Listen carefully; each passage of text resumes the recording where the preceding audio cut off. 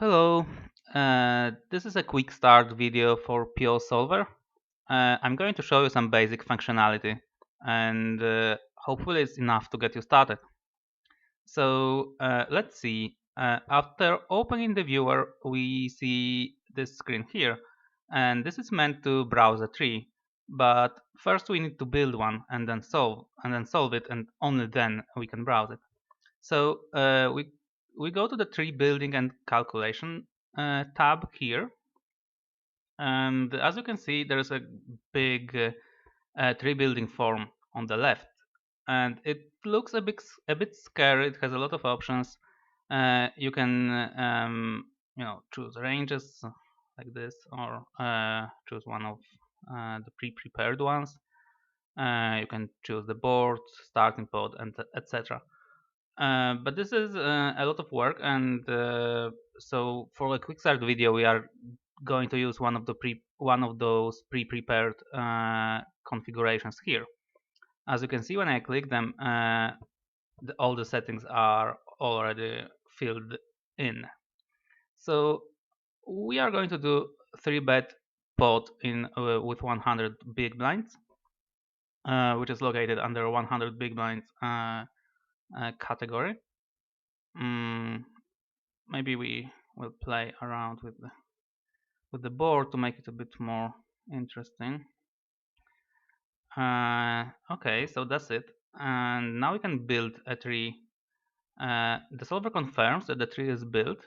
As we can see, it takes about 600 megabytes of RAM. So now when the tree is ready, we can start solving it by clicking go. To confirm that the solver is in fact working, we can see that it takes above 80% of the CPU, so it's working hard on solving the tree. Meanwhile, we can go over some basic options here and see what's available. As I mentioned before, you can edit the ranges, and this is a very simple editor which you can, use your mouse for. You can choose different weights as well, like this. You can invert the range, which is useful for building, 3-betting and calling ranges. You can use one of the pre-prepared ones, and also you can save the one you prepare, like this one. You can click save and just add it here. So this is, I think, pretty easy to get started with. So after that, we have a board, we have a starting pot, effective stacks. So as you can see, this is 510. Blinds are 510. The raise was 3 big blinds, 3-bet to 9. So the starting pot is $180, and then 910 left in the stack. So then there are bet sizes. As you can see, I filled like about half a pot and the bigger on the river. As well as small raise, like 45%. Instead of percentage here, you can use also this notation. So this will make like 5.2x raise. Maybe this is easier maybe it's easier to think about this way. Okay, so meanwhile, the solver gives us feedback about progress of solving, and it's solving for almost 2 minutes now. And maybe we can stop it, and let's look at the results. So first we have this information here. So first line is running time, and this is obvious. Like this, it runs for almost 2 minutes now, 116 seconds.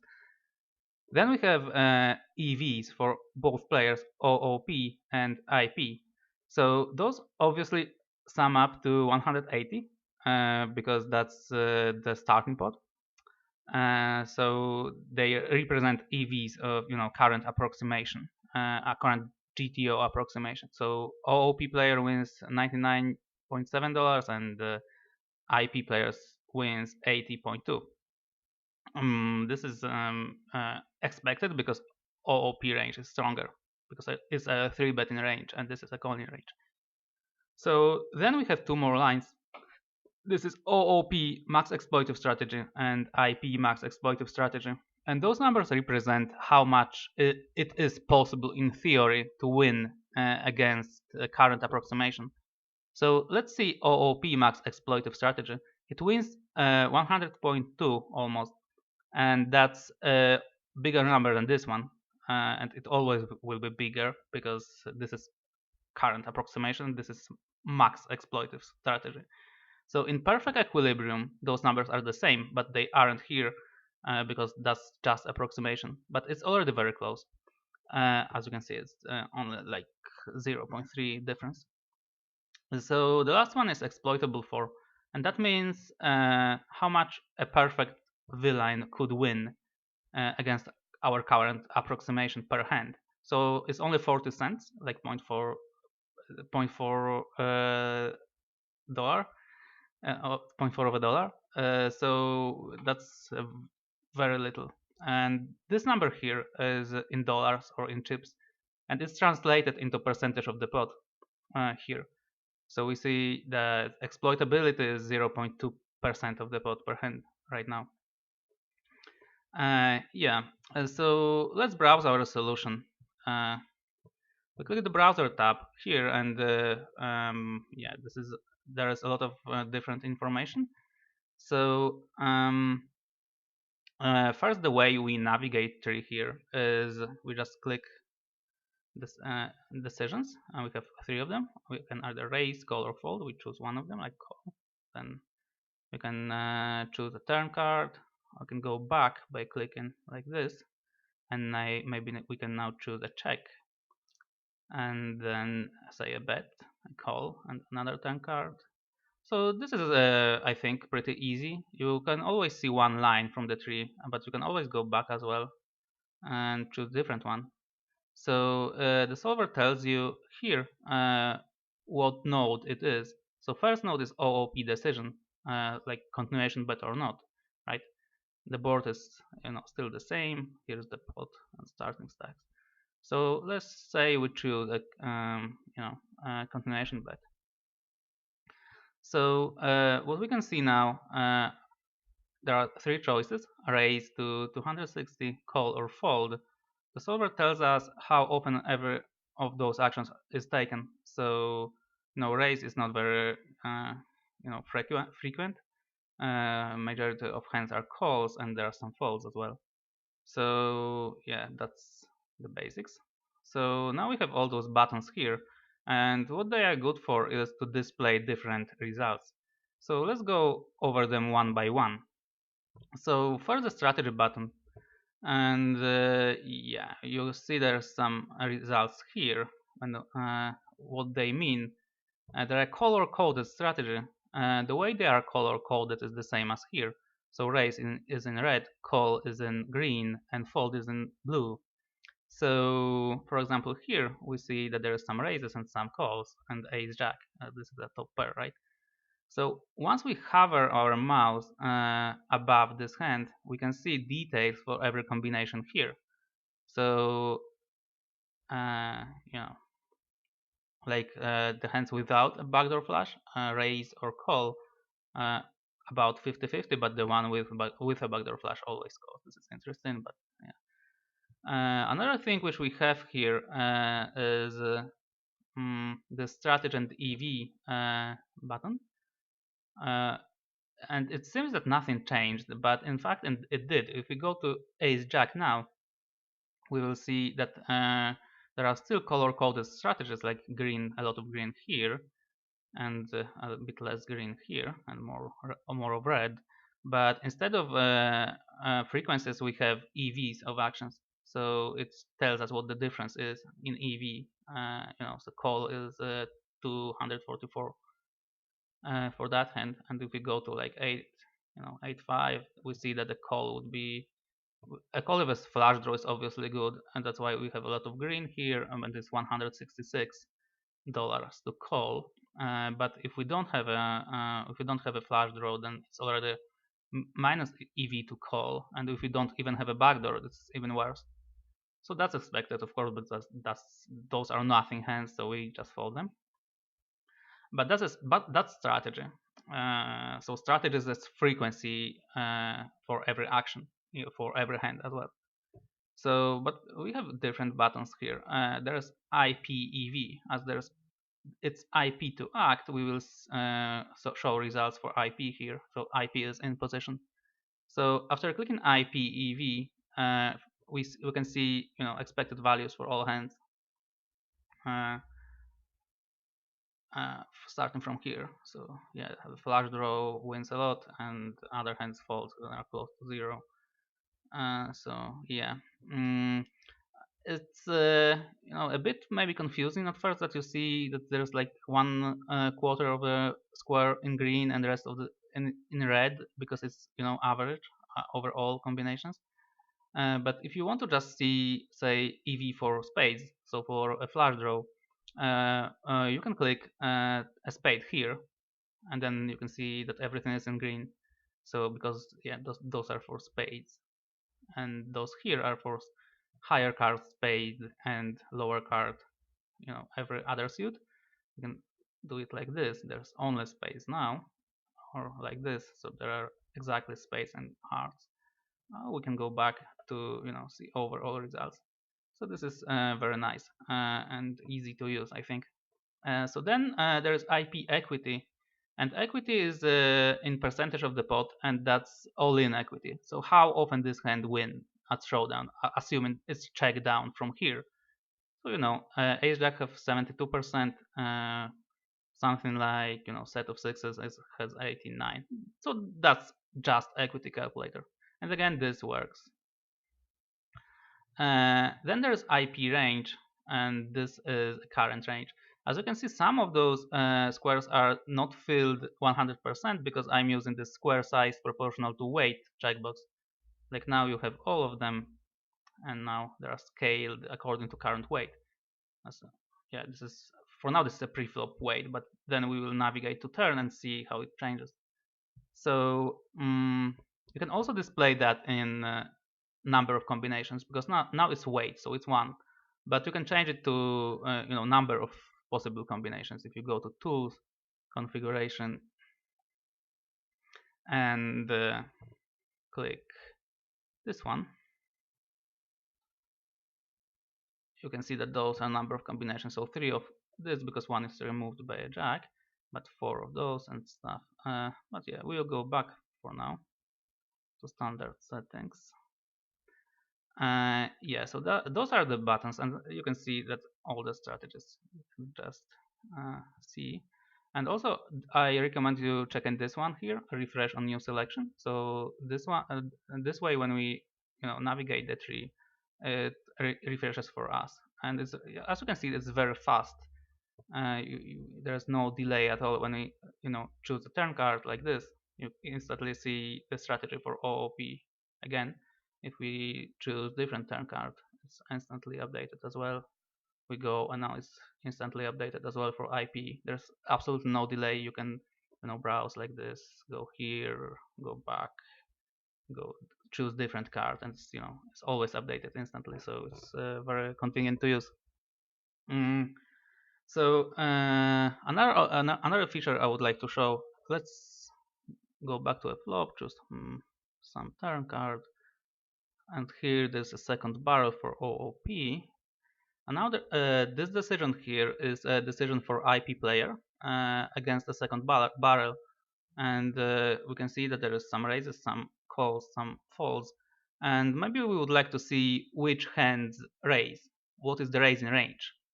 So we can just click this rectangle here, and that's the raising range. So we can see two pairs here and a lot of top pairs, and those hands as well. So we can see that the solver really likes raising for protection, because those very good hands here prefer to raise instead of so playing even this one.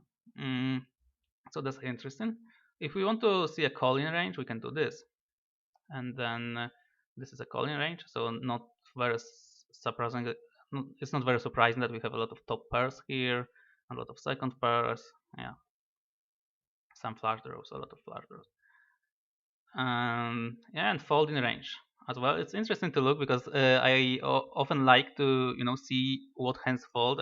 For example, you can ask a question: do we ever fold a six here on this board? And the answer is almost never, right?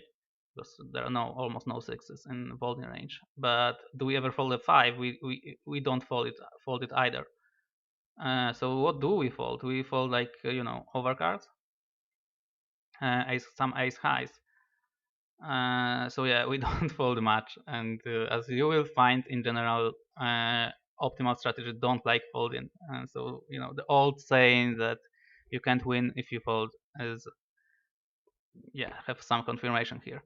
The only pairs we actually call are eights and sevens, and that's interesting because those hands are stronger right now than sixes and fives, like king six, but they have less potential. And as you will find browsing GTO solutions, always, I mean not always, but very often, potential is more important than immediate strength.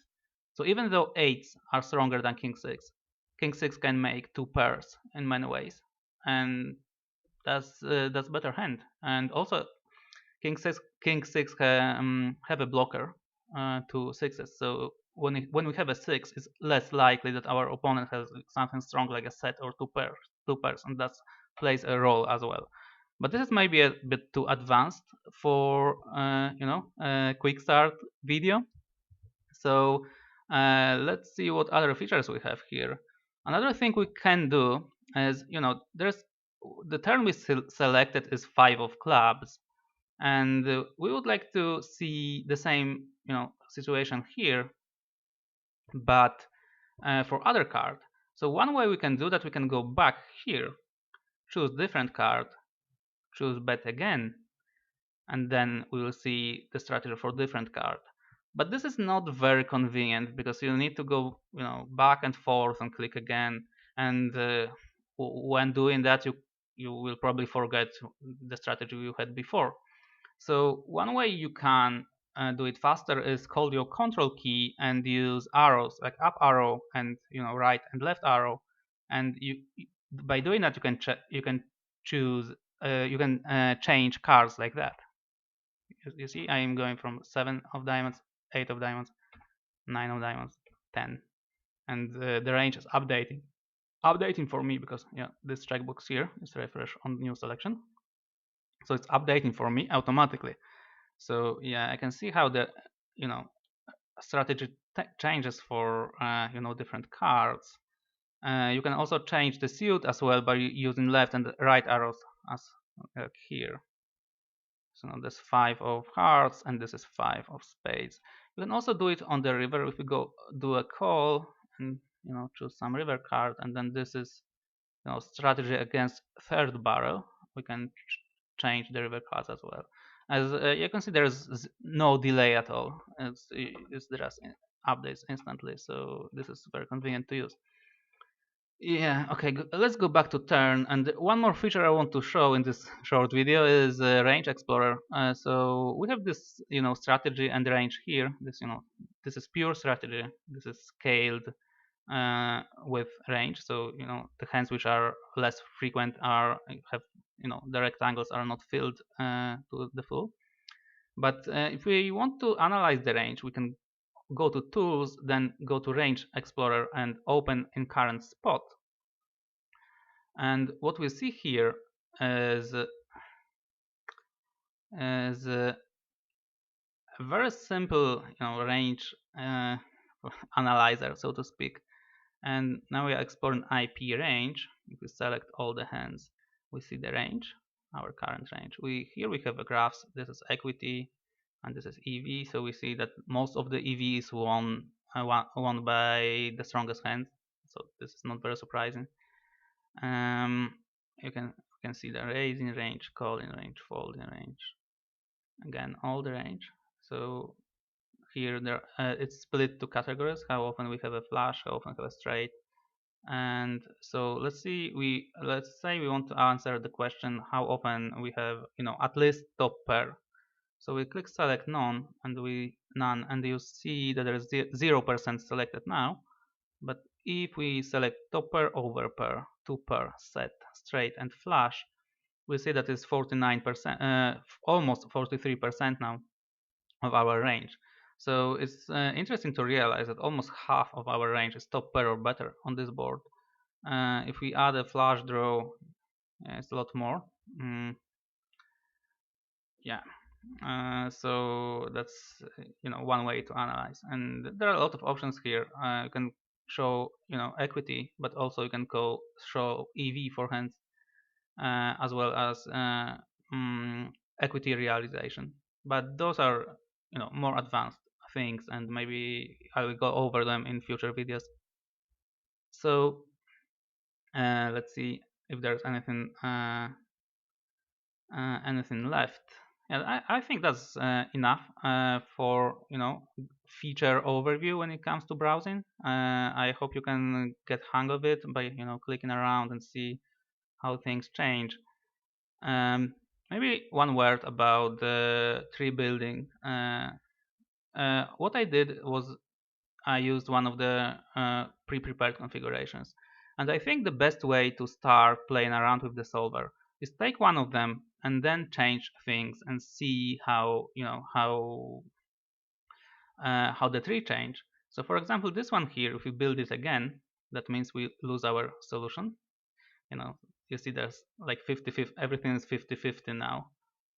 Because we build a new tree, and every tree starts in this state that everything is random. So but what I'm getting at, that this race here is from 94 to 260, and this is 45%. But maybe we want to do like 3x instead. We build a tree again, and we can see that here we have a race. This is 3x. This. So the best way to experiment is, to see how things change. For example, like if we eliminate this one here and build a tree, we see that there is no option to bet for OOP player.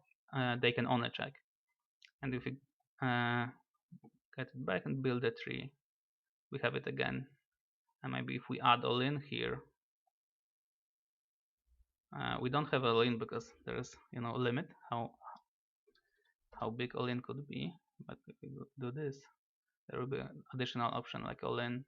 Obviously, the more options you add, the bigger the tree is going to be. So be careful with that, and don't add anything which is not going to be useful anyway.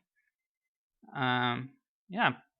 So when you create your own template like this, you can save it, and we can call it like test 1, 2, 3, for example, and then it's here. So if we go to like different configuration, then we click our test, we have our configuration which we just made. So this is very useful. You can create some templates, and then it's very fast to just change a board, maybe pot or something, effective stacks, and start solving without filling this in like every time. Yeah, and one more thing is that after you solve a tree, you can save it by going to File and choosing one of those. I've either solved full tree, but this is going to be big as it was in RAM, or you can make a small save, which is very convenient to browse and use. It's just you can't resume solving on it anymore. But for storage, it's the perfect solution. Okay, so I hope you enjoy the video, and I hope everything will be easier, to get started now. So have fun with the program. Bye.